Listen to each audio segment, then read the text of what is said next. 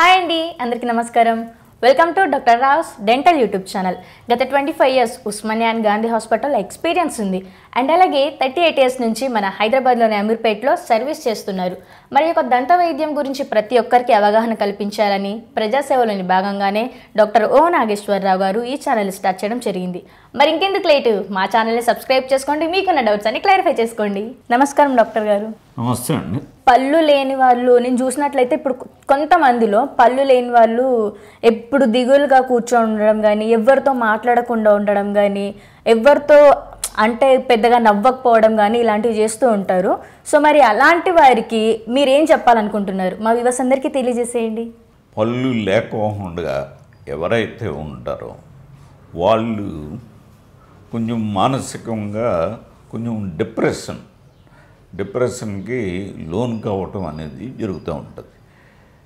Depression అంటే యాక్టివ్గా లేకపోవటం, అంటే ఏ పనిలో కూడా వాళ్ళు యాక్టివ్గా పాల్గొనరు.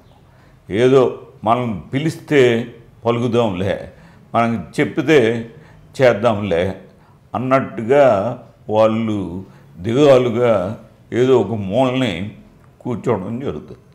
అట్లాగే ఇప్పుడు మనం చూస్తూ ఉంటాం, అమ్మమ్మలు అలాగే తాతయ్యల దగ్గరికి ఎవరు వెళ్తారు, మనవలు వెళ్ళి మాట్లాడుతూ ఉంటారు వాళ్ళతోటి. అంటే ఈ పెద్దవాళ్ళు కొడుకులు వాళ్ళు వీళ్ళు ఉంటారు చూడండి, వాళ్ళు ఏంటంటే కొంచెం నెగ్లెక్ట్ చేయరు, కానీ ఏం మాట్లాడాలి అన్న ఉద్దేశంతో వాళ్ళు కూడా వాళ్ళ పనుల్లో వాళ్ళు బిజీగా ఉంటారు. కాబట్టి వాళ్ళకి ఏంటంటే మాట్లాడటానికి కూడా కొంచెం ముందుకు రారన్నమాట. అంటే ధైర్యంగా మాట్లాడటానికి నాకు పనులు లేవు అనే ఒక దిగులు వాళ్ళు ఉండదు.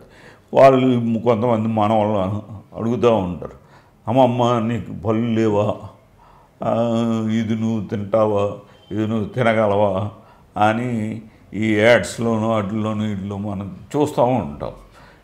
నీకు నానబెట్టి ఏమన్నా అది ఇది అంటే వాళ్ళ పరిస్థితి ఆ విధంగా ఉంటుంది అన్నమాట. అంటే ఎదుటి వాళ్ళ మీద ఆధారపడే పరిస్థితి అన్నమాట.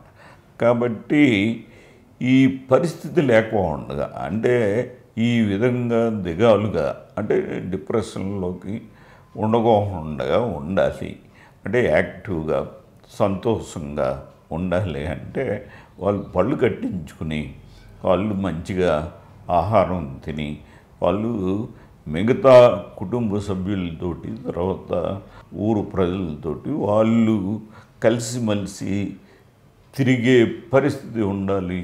తర్వాత వాళ్ళు కార్యక్రమంలో కూడా వీళ్ళు పాలు పంచుకునే పరిస్థితి వీళ్ళు కూడా ఉంటుందన్నమాట. కాబట్టి ఈ విషయాన్ని గమనించి మీరు ఎవరైతే పళ్ళు లేకపోతున్నారో వాళ్ళు పళ్ళు కట్టించుకోవాల్సిందిగా కోరుతా ఉన్నాం. ఓకే ఫ్రెండ్స్, చూశారు కదా డాక్టర్ గారు చెప్పిన సలహాలను ఫాలో అవ్వండి, మీ దంతాలను ఆరోగ్యంగా ఉంచుకోండి. మరి మా వీడియో మీకు నచ్చినట్లయితే లైక్ చేయండి, షేర్ చేయండి, కామెంట్ చేయండి. And guys don't forget to subscribe our channel doctor Rao's dental YouTube channel. Keep smiling. Bye guys.